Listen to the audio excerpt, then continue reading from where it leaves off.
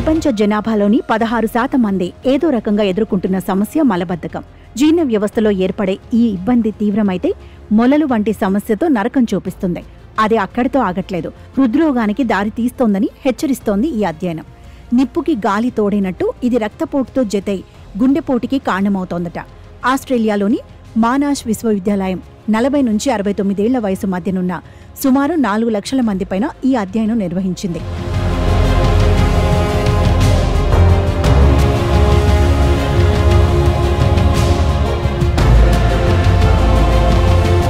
పొట్టి రక్తపోటు ఉన్న వాళ్లకంటే దానికి మలబద్ధకము తోడైన వారిలో తీవ్రమైన గుండెపోటు ఎదురయ్యే ఆస్కారం 34% ఎక్కువని చెబుతున్నారు ఈ శాస్త్రవేత్తలు.